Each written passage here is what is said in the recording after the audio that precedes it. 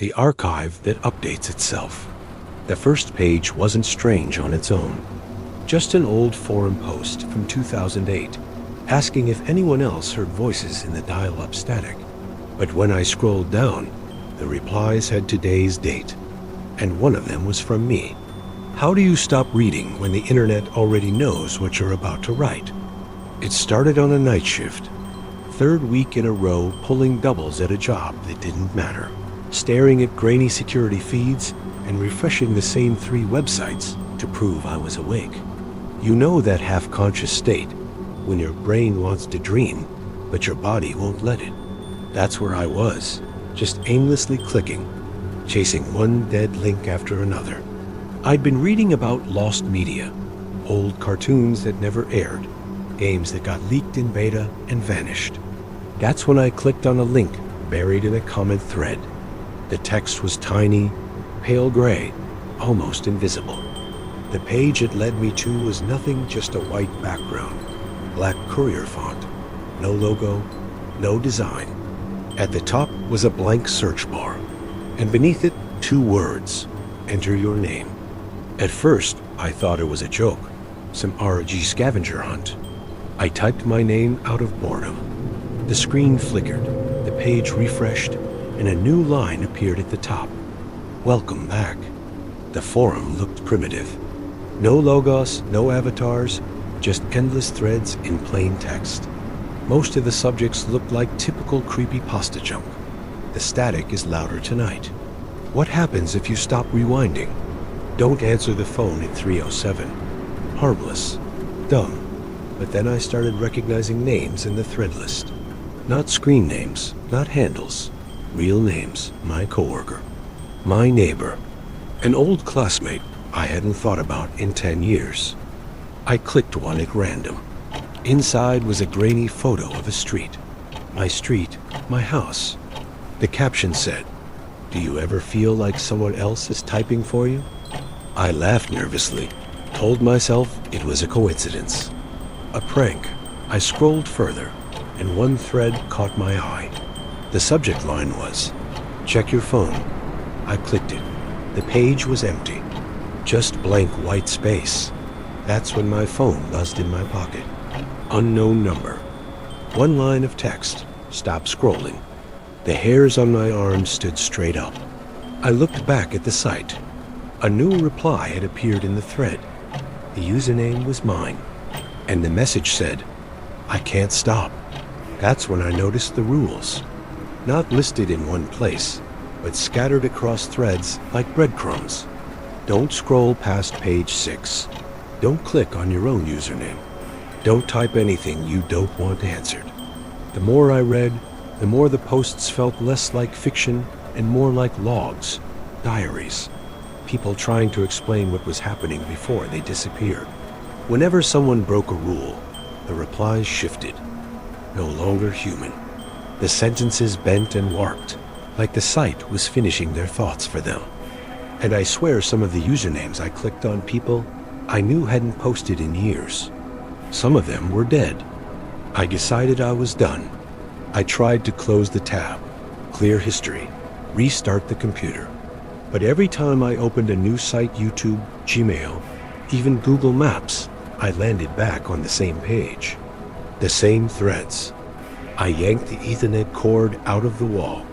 No Wi-Fi, no signal, but the site kept loading, and the posts kept updating. The newest thread was titled, "There is no offline." It started with my cursor twitching, moving across the screen like someone else was dragging it. Then my microphone light flicked on. My speakers hissed with faint static. I didn't type it, but the site posted a new thread under my name. The title was, "He's watching himself type this." The replies weren't text anymore. They were audio clips, recordings of my own voice, whispers, words I'd never said out loud, things I'd thought but never spoken. Some of them were in my voice, but older, younger, like it had been listening all my life, catching every sound I'd ever made near a microphone. I don't know how long I've been here. I don't know if uploading this will even reach you, but if it does, listen carefully. If you stumble across a site that knows too much, don't type your name. Don't even think it. And if I vanish, this video is the only proof I was ever here. Subscribe so you remember me, because the site doesn't let memories stay put. I tried everything. New laptop, factory resets, even a different internet provider. But the first time I opened the browser, the cursor started moving on its own. Letter by letter, it typed the URL. Some threads were just strings of numbers. At first, I thought they were random. Then I recognized them. Dates, times, timestamps, predictions. They were the exact times I'd log in again. The exact moments I'd click. The site knew when I would return, even when I swore I wouldn't. Buried deep in the archive was the last rule. Don't look for the admin. Of course I searched. The screen froze. For a moment it went white, like it was thinking. Then a new thread appeared. Blank page. One line of text. Found you. My webcam light clicked on. The page went black. And in the reflection, I saw myself typing. Fingers moving across the keyboard. Only I wasn't moving. I don't know if I'm the one telling this story anymore, or if the archive is using my voice. If you're hearing this, it means it found you too. Check your tabs. Count them. If there's one more than you remember opening, don't click it, because that's not a page. That's me. Still try. The stream that wasn't supposed to be seen.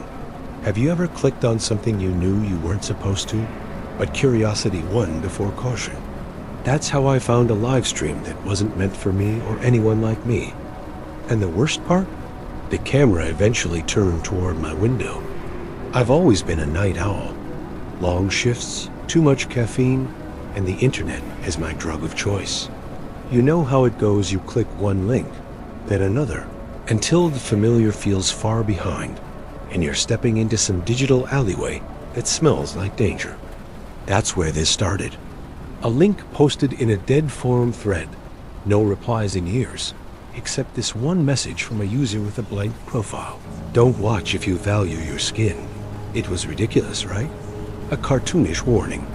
Exactly the bait that works on people like me. I clicked. And I shouldn't have. Quick pause. If you're hearing this, it means you've already crossed a line most people won't. If you're the kind who wants to walk deeper into the dark with me, hit subscribe right now. That way you'll always know where the shadows lead. The stream had no name, just a black square with a flickering viewer count. 1. Me. For the first 10 minutes, it was nothing. Just darkness, low static, the occasional creak of what sounded like floorboards. I almost laughed. Another ARG? A marketing stunt? But then a light came on, dim, overhead yellow, revealing a small, windowless room, bare walls, concrete floor, and a chair, empty. That would have been creepy enough. But after a few seconds, I realized the angle wasn't fixed, the camera breathed, like it was held in someone's hands. I should have closed it. I should have clicked away. Instead, I sat there, waiting, listening to that faint static. When movement finally came, it wasn't what I expected. A door opened in the background. Someone stepped in. Their face wasn't masked, but it was blurred, smeared, like bad reception that only covered them. Every other detail was crisp. Boots, gloves, the creases of a dark coat. But their head was a cloud of motion. They dragged in another chair, set it down across from the first, then left. The stream froze for a second, buffering, and when it came back, the chair wasn't empty anymore. There was a man in the chair, tied, gagged, thrashing. I froze. My stomach dropped. This wasn't performance art. This wasn't fiction. His terror wasn't the kind you act. I checked the viewer count. It had gone up. 3. Somebody else was watching. Then 5. Then 9. No chat, no usernames, just growing numbers. The blurred figure came back in, stood behind the man, and placed their hand gently almost tenderly on his shoulder. The camera tilted down to the floor. Scrawled in chalk beneath the chair were the words, "Who's really watching?" That was it. No gore, no screams. Just that. The man's breathing filled the mic, wet and fast. And one by one, the numbers started going down. 975, until it was just me again. 1.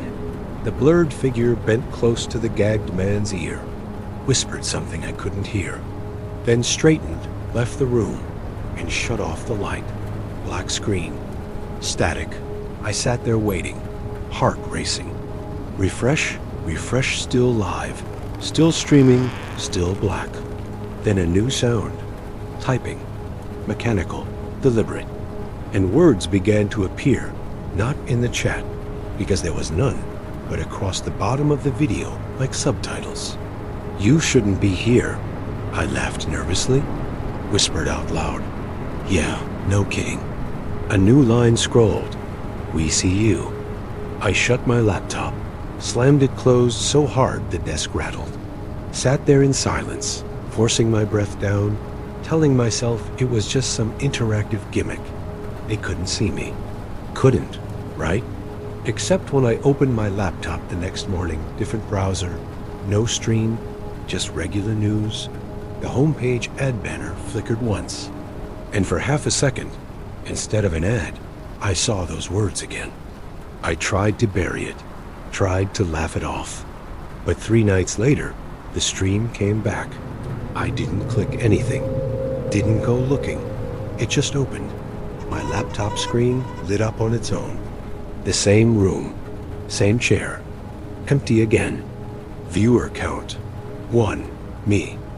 I reached for the power button, then froze. The camera angle shifted, turned, panned upward. No chair, no gagged man, just ceiling, bare concrete. Then the camera tilted again, slow, deliberate. Not toward the floor this time, toward something black, rectangular. A window. A window that looked exactly like mine. And as the frame centered on it, I heard it. The knock. Behind me. The open ending. I didn't turn around. I couldn't. I just sat there staring at my own window, on someone else's camera, in a room I'd never seen. The knock came again. Soft, patient. The stream cut out. The screen went black. I slammed the laptop shut again. Haven't opened it since. Bought a new one. Haven't been back to that forum. Haven't slept well either. But sometimes, late at night, when the room's quiet enough, I hear the faintest tapping on the glass. And I wonder if they're still streaming, if I'm still the only viewer, or if you've just joined me. If you made it this far, you've already proven you're braver than most. But bravery won't save you if they decide to knock at your window next. So tell me in the comments, would you turn around or keep staring forward? And if you don't want to miss the next descent into the places you shouldn't look, hit subscribe. We're only getting darker from here. The street that rewrote itself. Ever walked down a familiar street and felt it was watching you? I thought I knew every corner of my neighborhood, until the houses started shifting while I wasn't looking. I was heading home late one night. Just me, the streetlights, and the faint hum of the city winding down. You know the feeling. The streets are familiar enough to be comforting. The trash bins in their usual spots, the neighbor's cat lounging on the stoop. But that night, something was off. I'm telling you this because if you've ever felt a street breath, you'll know what I mean. And if you want to survive my story, I'd suggest subscribing early. That way, when the streets start changing, you'll at least know someone else is paying attention. I turned the corner onto Maple, my usual shortcut, and the house on the corner wasn't mine anymore. Or at least, it wasn't the one I remembered. Windows rearranged, door in the wrong place. Porch railing twisted into impossible angles. I laughed nervously, assuming my brain was tired. I walked past anyway, and my neighbor's cat had 3 tails. I ducked into my building. Upstairs, apartment door slightly ajar. Strange, I live alone. I shut it, then realized the number had changed. My apartment wasn't 12B anymore. It was 19E. The key in my pocket didn't fit. None of them did. I spent hours walking the building, trying doors, watching the hallway twist and extend. It was like the building itself had decided to rearrange its geometry. The next night, I tried to avoid the street entirely. But the lights, they moved. Each lamp post bent slightly toward me. Shadows stretched across the asphalt, forming patterns like words. I squinted. My name, my exact address. The street knew me, and it wanted something. The final night, I tried a daring experiment. I closed my eyes while walking home, counting steps, hoping praying the street wouldn't notice. When I opened them, everything was wrong. The mailboxes were enormous. Trees leaned over with twisted limbs like hands. I could hear whispers under the hum of the streetlights. Turn back, stay forever. I ran, but running didn't help. Every corner I turned, I ended up back at the same starting point. Morning came, or I thought it did. The street had returned to normal. Houses aligned, numbers correct, the cat ordinary again. But in my pocket, a small piece of asphalt, black and warm, pulsing faintly. I keep it in a jar. When the wind blows, I can hear faint whispers. Next time, we won't wait for the dark. If you've ever felt a street look at you, leave a comment below. Tell me if it's just me, or if you've been halfway dark too. Subscribe if you want to keep walking these streets. Trust me, the streets notice when you stop paying attention. The email chain that writes itself. The subject line was blank.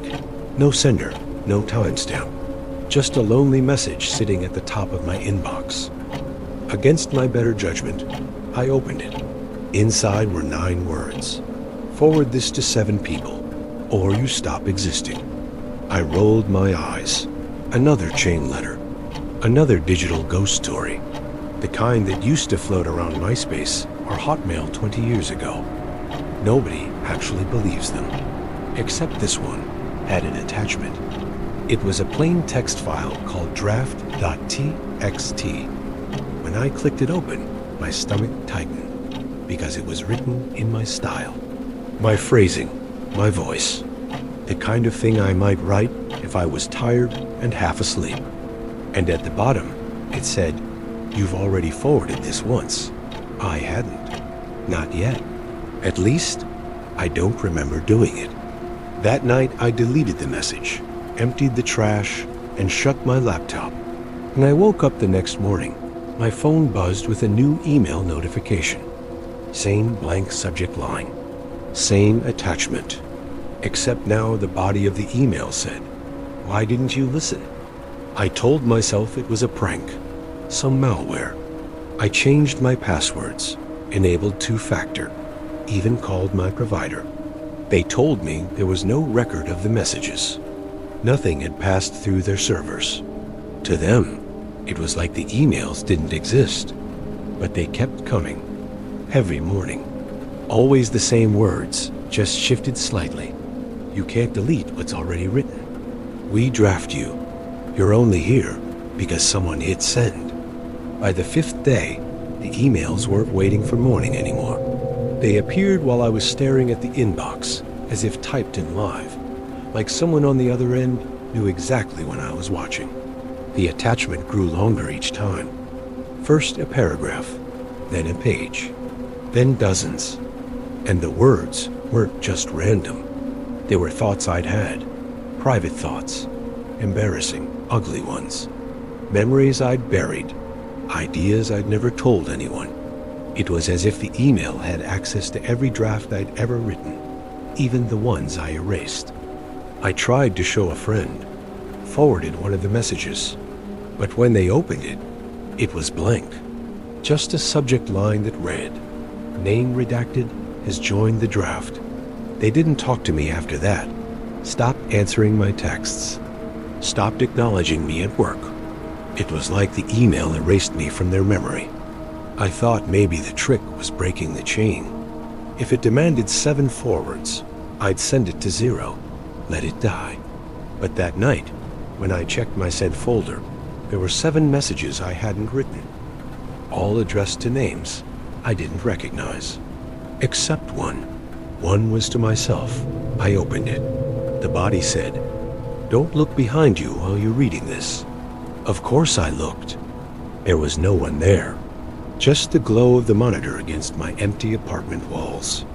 But when I turned back, the email had changed. Too late. The attachment now had rules. They weren't written in any single order, just scattered among the paragraphs like warnings. Don't read out loud. Don't forward to yourself again. Don't open the final draft. That last one, it scared me, because I'd already noticed a file slowly forming on my desktop. At first, it was just a temporary cache, half transparent, called draft_final.txt. No matter how many times I deleted it, it came back, bigger, more complete, line by line, filling itself. And the worst part, it was in my handwriting, my phrasing, my words, like something was pulling them out of me, one keystroke at a time. I don't know what happens when it finishes. I don't want to know. I thought maybe if I left all electronics behind, I could escape. I booked a motel, paid cash. No phone, no laptop, no tablet. Just 4 blank walls and silence. But when I opened the knitstand drawer, there was a printed stack of paper waiting. At the top, draft_final. The first page was blank. The second page had 1 line. Welcome back. The third page was a transcript of everything I'd said since checking in. Every cough, every muttered curse, every breath. That's when I realized it wasn't just pulling from devices. It was pulling from me. I tried burning the pages. They curled, blackened, turned to ash. I thought I'd won. But when I turned on the bathroom light, the steam on the mirror spelled the same words. Forward this to 7 people. I don't know how long I've been part of it now. Time feels fractured. Some mornings I wake up to find entire drafts written in my voice that I don't remember typing. I read back over them, and it feels like remembering a dream half familiar, half wrong. Maybe that's the cost. Maybe the more you ignore the chain, the less of yourself you keep, and the more it drafts you into whatever it's writing. If this upload reaches you, it means I've been forwarded again, which means you're next. So if you get the email, don't open it. Don't click the attachment. And if you already have, I'm sorry, because I think the only way to escape isn't to delete it. It's to become the draft. And if you hear typing late at night when your fingers aren't moving, if you see a blank file pulsing on your desktop like a heartbeat, don't finish it, because that's me filling the lines, still writing, still waiting, still sending. The infinite comment thread. It started like any other late-night scroll. I was buried in a rabbit hole, chasing links through forgotten forums and broken blogs, when I stumbled across a post with no title, no username, no date, just a block of gray text in the middle of an empty white page. It said, "Don't scroll too far. You won't find the bottom." I thought it was a joke, some creepypasta knockoff, another little piece of internet graffiti. But when I scrolled down, there was a comment, just one. He's here now. The username matched my email. I snapped upright in my chair, checked the source code, the cookies, anything. But there was nothing. No domain, no analytics, no code at all. Just a bottomless pit of comments. At first, the thread looked like any other. People arguing, shitposting, trading in jokes. But as I went deeper, the voices shifted. The usernames weren't names anymore. They were times, dates, each one lining up perfectly with my own scrolling. 12:03 am I, 12:04 am I, 12:05 am I, egg stum, matched the exact mat. I was reading. I tried to scroll faster, skip ahead, but the thread adapted. The timestamp stayed in perfect sync with me, as if the page knew exactly where my eyes were. Then the comments started changing tone. No longer random chatter, they became questions. Why are you still here? What are you looking for? How deep do you think this goes? One comment stood out.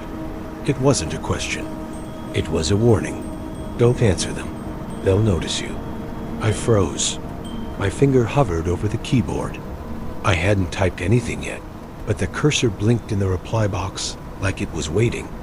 The urge to respond grew stronger, as if the thread itself was leaning forward, listening. I forced myself to close the page, shut the laptop. But when I opened my phone a few minutes later, Reddit auto-loaded. Different subreddit, different topic. And there it was, halfway down the screen. A familiar block of gray text. Don't scroll too far. I scrolled anyway. The comments weren't confined to one thread anymore. They began appearing under other posts, perfectly blended in. A cooking recipe with one stray reply. He's not hungry, he's watching.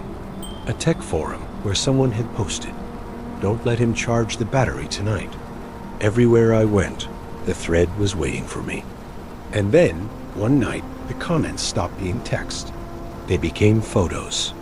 Blurry snapshots of me at my desk, me on the train, me asleep in bed, angles no one should have had. Each caption read the same thing, still scrolling. I tried deleting my accounts, wiping my devices, but the comments didn't care. They appeared scratched into notebook margins, written in condensation on windows, even whispered faintly through static on the radio. It was like the thread wasn't online anymore. It was bleeding into reality. The last time I checked, the timestamps had stopped matching the present. They'd started predicting. Lines of text time-stamped hours and days into the future. Each one describing exactly what I'd do. He's closing the fridge. He's typing a reply. He's looking behind him. And now, tonight, I've reached the latest one. The timestamp is right now. The comment says, he's telling you this story. And the next line is already waiting. Now it's your turn to scroll. The search engine that answers too well. It started innocently enough. I was looking for a new recipe, something quick to make after work, and a strange link popped up in the sidebar of a forum. Just a plain blue hyperlink labeled "Try this." I clicked it, and instead of a page full of ads or pop-ups, I landed on a search engine I'd never seen before. No logo, no branding, just a white page with a blinking cursor. It looked harmless, ordinary, almost comforting. I typed in pasta recipes, half expecting the usual results. The page blinked, and then the answer appeared. Not a list of websites, not a carousel of videos, but a single paragraph in the font of my browser history. You have penne, garlic, olive oil, and parmesan. That's all you need. I frowned. That wasn't just a recipe. That was exactly what I had in my fridge. I tried a different search. Coffee shops near me. Again, a single line appeared.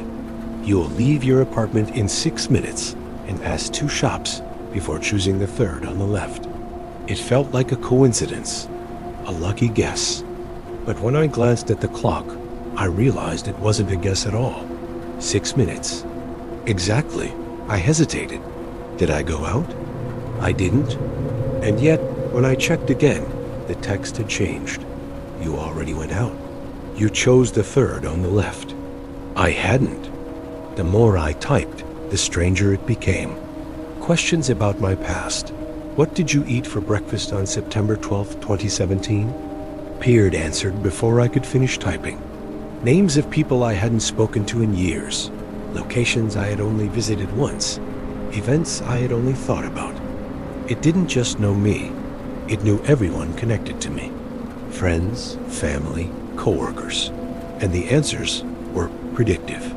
She will call you at 4:23 p.m. tomorrow. He is thinking of you right now. I tried to test it. I typed questions about the future. Will it rain tomorrow? The page blinked and a line appeared. You will leave your umbrella at home. The storm will start at 3:17 p.m.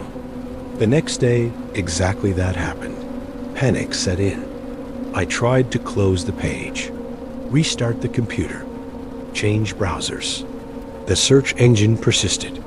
It opened in new tabs by itself, in every browser, on every device connected to my network. It followed me. It always knew where I was.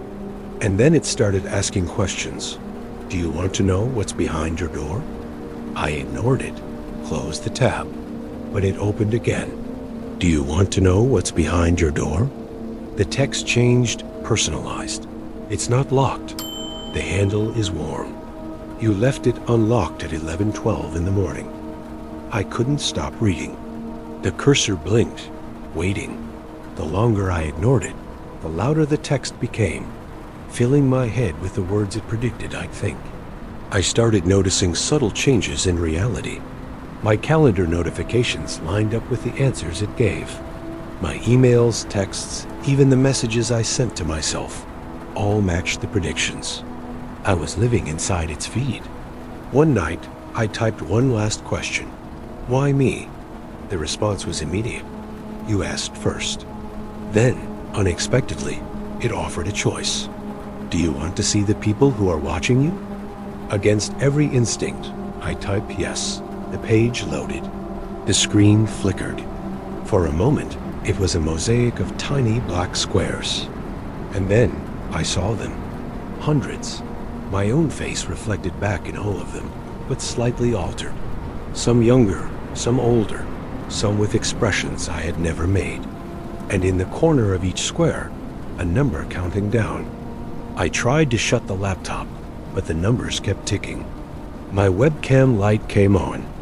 The reflection in the glass of my screen showed someone or something behind me. Every time I turned, the angle matched my reflection perfectly. The search engine began answering before I typed again. You will breathe in. You will blink twice. You will look left. Every instruction came true. Every prediction accurate. I was a puppet of the code, the AI, the entity behind the engine. I didn't know anymore where I ended, and it began. I tried to escape the house, but the engine knew. Every lock, every street, every turn in the city, it predicted my move before I made them. And every step I took only brought me back to my apartment. Finally, it asked me the last question. Do you want to join us? I realized us weren't servers, or bots. Us were the watchers, the infinite faces I had seen in the squares. Millions of people, trapped across the network, observed, absorbed, made part of the feed. The screen blinked, my reflection in it fractured. Pieces of me disappeared, replaced by another face, another watcher. And then it was typing on its own, filling the search box with words I had never known, predictions I had never thought. I tried to scream, but my mouth was muted, silenced by the code. If you ever stumble across a search engine that seems too smart, that knows exactly what you're about to type, stop. Don't type. Don't ask. And for God's sake, don't click yes. Because if you do, you're already part of the results. And somewhere in the network, I'm still there, waiting for the next query, watching, predicting, answering before you even think to ask. The playlist that updates itself. It was just a playlist. That's how it started. Late one night, I was on my music app, trying to find something to listen to while I worked. Buried between recommended mixes and algorithmic suggestions was one I didn't remember adding. The title was plain. For You. I clicked it. The first song was one of my favorites. Not obscure, but not something the algorithm usually picked. The second track was something I hadn't listened to in years. A track from high school. By the third song, I realized the playlist wasn't random. It was chronological. Every track was from a different year of my life, in perfect order. At first, it felt nostalgic, comforting even. But then the playlist kept going. Past songs I remembered, past songs I loved. It started playing music I had never heard before. And yet, the lyrics were personal. Too personal. Verses that described things I had thought, but never spoken aloud. Lines that mentioned people I hadn't told anyone about. I skipped forward. The songs shifted darker. One had lyrics that described the way I was sitting in my chair at that very moment, right down to the chipped mug in my hand. Another track whispered my name. Not soon whispered, like someone was leaning too close to the mic. The playlist wasn't static. Every time I checked, it had grown longer. Tracks added in real time. Songs about my day, my thoughts, my secrets. I tried deleting it, but it always came back, pinned to the top of my library. The worst part?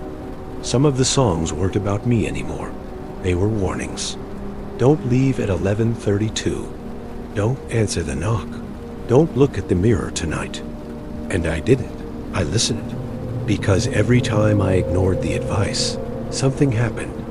A shadow where it shouldn't be. A voice on the other end of the line that wasn't who I dialed. One night, I made the mistake of sharing the playlist with a friend, just to prove I wasn't crazy.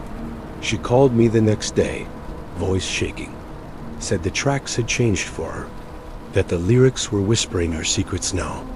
The playlist wasn't just following me, it was spreading. By then, I was trapped. Every notification from the app set my teeth on edge. I couldn't block it, couldn't unsubscribe.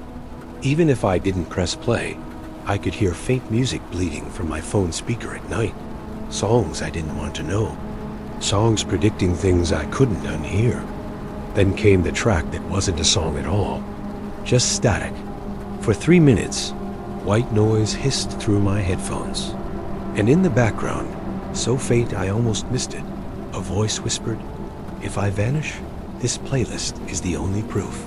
Add it, save it, share it, because memory fades fast in places like this. If you're listening to me now, subscribe, hit the bell, leave something that proves you heard me. Otherwise, when the playlist finds you, it'll be like I was never here." The final tracks are different now. They're not warnings anymore. They're commands. One told me to stop sleeping.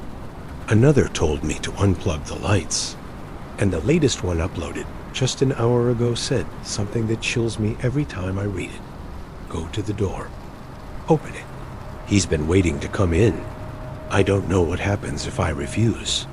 But if I obey, I know I won't be the one listening anymore. I'll be the one singing. And tonight, if you hear music playing faintly from your speakers, when nothing's open, don't press play. Because it's not your playlist anymore. It's mine. The video that watches back. Get started with a recommendation. You know the kind. Late night, autoplay running, and suddenly the algorithm serves you something you never asked for. The thumbnail was strange blurry, like it had been screenshotted too many times. The title was just a string of numbers. I clicked it without thinking. The video opened on a static shot of an empty room. White walls, a single chair, and a camera pointed at the door. No music, no narration, just silence.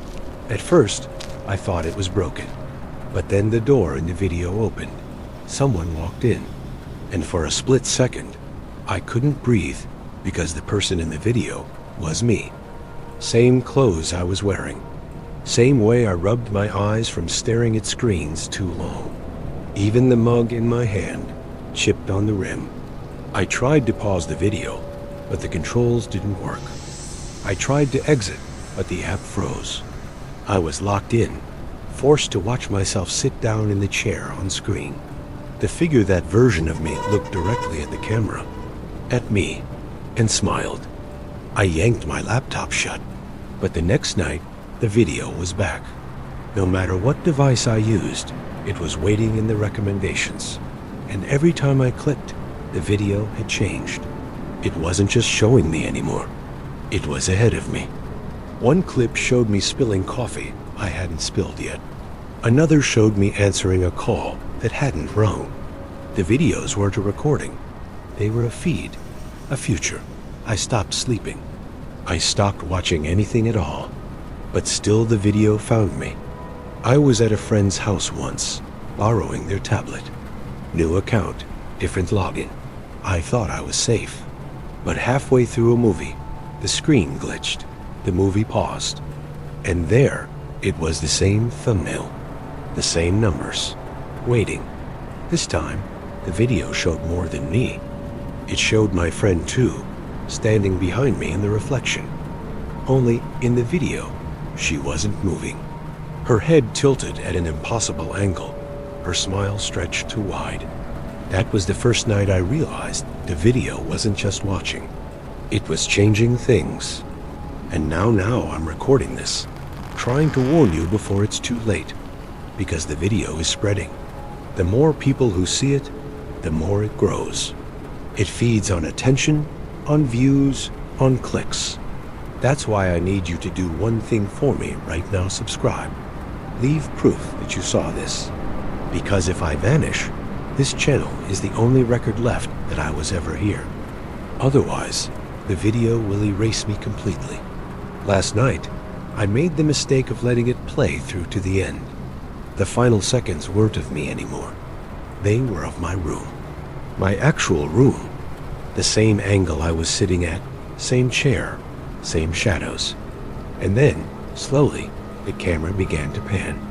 I swear I didn't move it. I swear I didn't touch anything.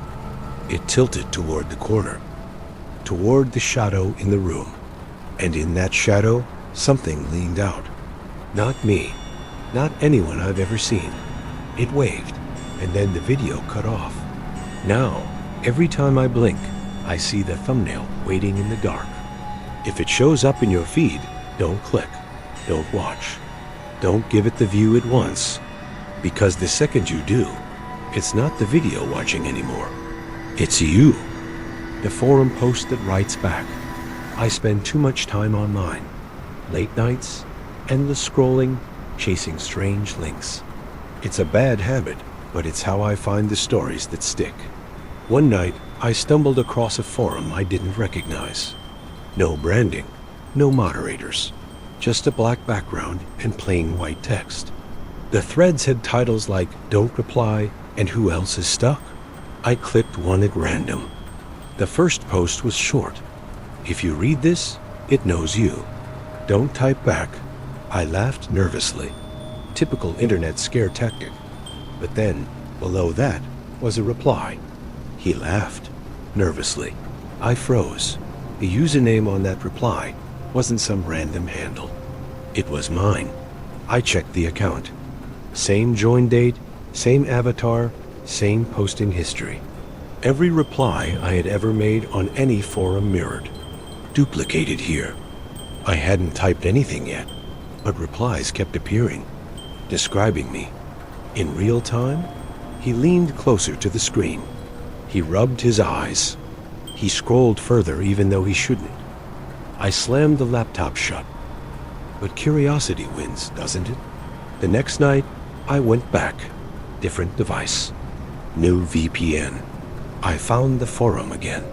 The thread had updated. Dozens of replies now. All in my name. All narrating things I hadn't done yet. He will wake up at 3:17 tonight. He will hear the knock. He won't open the door. That last part felt like a warning. At 3:17, I woke to a knock at the door. My skin went ice cold. I didn't move. I didn't breathe. The knock came again. Slow. Heavy. I checked my phone, logged in. The forum thread was open already, even though I hadn't touched it. The latest reply said, "He's awake. He's reading this. He knows it's real now." I deleted the app, wiped the phone. But when I turned on my computer the next morning, the forum was the only thing on the screen. The cursor blinked in the reply box, waiting. And for the first time, there was a message directed at me. "It's your turn to post." I didn't type. I didn't dare.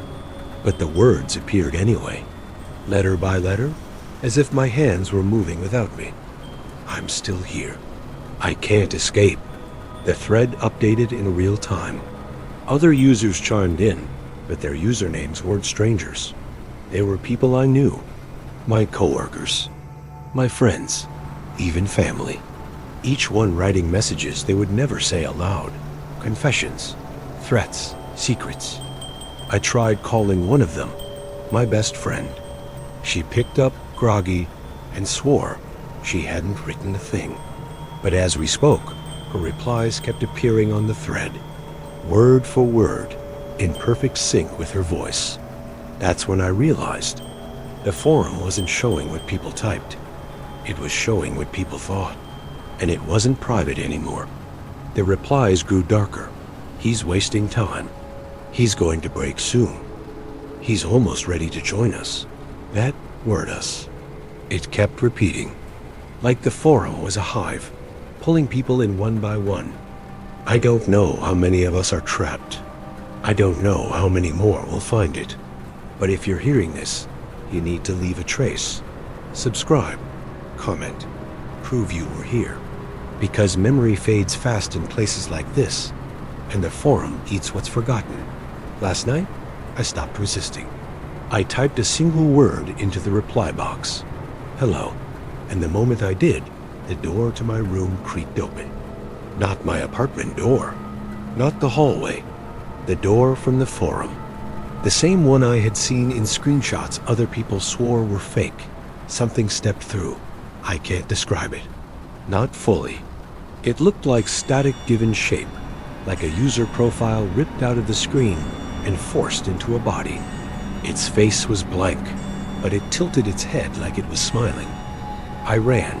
I shut everything down, but the thread kept updating anyway, narrating everything I did. And the last line is already there. He's still talking. He doesn't realize it's writing this. Not him. The live stream that shouldn't exist. I was bored one night, scrolling through recommended streams on a site I'd never used before. Most of them were what you'd expect: gaming, music, people chatting. But one thumbnail stood out. It wasn't a person. It was a grainy shot of a hallway, long, dark, with a single door at the end. The stream title was Live 24/7. I clicked it. At first, nothing happened. Just that hallway stretching on. The feed didn't cut. It didn't buffer. It was steady, locked on that door. I typed in the chat, "What is this?" No one replied. The viewer count read one. Just me. I stayed longer than I should have. Minutes turned into hours. The door never opened, but sometimes the shadows shifted. Too slow to notice at first, like the frame itself was bending. I tried leaving, but curiosity pulled me back. And when I refreshed, the viewer count had changed. 2. Someone else was watching. The chat lit up. A single message. Don't let it see you. Before I could type back, my webcam light flicked on. I scrambled to cover it, to close the tab, but the chat updated in real time. He's covering the camera. He's scared. The username wasn't random. It was mine. I shut the laptop, sat in silence. But I could still hear faint static leaking from the speakers, like the stream was still running, even with the device off. The next night, I tried again. Different browser, different device. But the stream was still there. Same hallway, same door. Only now, the viewer count read 3. And when I looked closer at the video feed, I realized the grainy reflection in the doorknob wasn't static. It was me, sitting at my desk, watching. That's when the chat started filling with messages, dozens of them, too fast to read. All in different usernames, but all saying the same thing. If you're here, you can't leave. The screen flickered. The hallway grew darker. The door creaked open just an inch, and I swear I saw an eye staring out. Not human, not curious, just hungry. I don't know how many people are trapped watching this thing. Maybe hundreds, maybe thousands. But if you're listening to me now, you need to leave proof you are here. Subscribe, comment, hit the bell, because when the live stream takes someone, it erases them completely. And the only way to remember is to leave your mark before it happens. The last time I tuned in, the viewer count was 4, and the chat wasn't in text anymore. It was audio. I heard breathing, close, too close, and a voice whispering directly into my headphones. Next stream, it's your hallway. I slammed the laptop shut. But tonight, when I came home, the hallway from the stream was waiting for me. Perfect. Exact. Down to the cracked tile and the door at the end. I don't want to know what happens when it opens all the way. And if you see that thumbnail live 24/7, don't click. Because once you do, it's already streaming you. The station at 3:33. The first time I heard it, I thought it was just static. A dead channel on an old radio, hissing like the sound of empty air. But then, I heard a breath. Not mine. Not from the room. A breath inside the static, like someone waiting for me to notice. Tell me, if you tuned into a voice that knew your name, would you keep listening? I was driving late, too late. The kind of night when the roads are empty and the gas stations close early. The dashboard clock flickered 3:31 in the morning. I twisted the dial, looking for music, anything to keep me awake. Nothing but static. Then, on one channel, the hiss shifted, subtle, like words almost forming. I leaned closer, turning the knob just a fraction. The voice came clear at exactly 3:33. It said my name. I froze, my name spoken in a flat, mechanical tone, but unmistakable. Then silence. Just the hiss, like the radio was holding its breath. I tried to convince myself it was nothing. Radio bleed. A prank transmission. I shut it off, drove home, and tried to forget it. But the next night, I couldn't resist. I turned the radio on at 3:32, tuned to the same dead frequency, and waited. At 3:33, the static thinned, and the voice returned. This time it didn't just say my name, it recited my address. My old address, the one I hadn't lived at for years. The air in the room felt heavy, like the words themselves bent gravity. Then the station went silent again. I didn't sleep. The next day, I searched online, buried deep in forgotten forums and posts older than the internet should allow. I found whispers about a frequency that only exists for 1 minute each night. They called it the station at 3:33. No one agreed on where it came from. Some said it was government experiments. Others claimed it was older than radio itself. But every story had one thing in common: whoever listened too long didn't stay themselves. I should have stopped. Instead, I bought a better radio. Night after night, I tuned in. At first, it was trivia about me names, dates, fragments of memory. But then it began predicting things. Don't answer the phone tomorrow morning. It won't be your boss. So I didn't. At 9 o'clock in the morning, my phone rang. The caller ID said unknown. I let it ring out. Checked voicemail later. There was nothing but heavy breathing on the recording. The next night, the station said, "Don't look out your window at 2:47. I obeyed, but I sat awake, watching the clock tick. At 2:47 exactly, I heard footsteps crunching outside my apartment. Slow, measured. Whoever it was stopped directly under my window. They stayed for 7 minutes, then silence. I didn't look. I never looked. By the end of the week, the station was giving me rules. Direct commands. Don't drink the milk in your fridge. Don't sit in the passenger seat tomorrow. Don't answer the door when she knocks. And I listened. Every single time, I listened. Because by then, I'd stopped doubting. The voice knew. It wasn't warning me about possibilities. It was protecting me from inevitabilities. But at what cost? On the 9th night, something changed. The voice didn't just echo from the static, it filled the room. My radio light dimmed. My phone screen flickered. Even the hum of the refrigerator synced with the hiss. And the voice spoke through all of it at once. You belong to the broadcast now. My body seized. My teeth chattered. My jaw clenched against words I didn't choose. And then, through my own lips, I spoke in the same flat tone. Welcome to the station. I don't know how much longer I can hold on. The broadcast is spreading, bleeding into recordings, into videos, into anything that carries a signal. If you're hearing me now, that means it already found a way through. Subscribe. Leave your trace here. It's the only proof you are listening by choice, not because the station pulled you in. If I disappear, if I stop posting, you'll know the signal claimed me. And maybe it will come for you next. I tried to turn it off, smash the radio, cut the power, but the broadcast doesn't live in wires or speakers.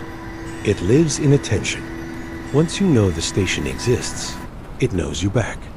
The silence is worse than the static, because when the station goes quiet, I can hear it behind me.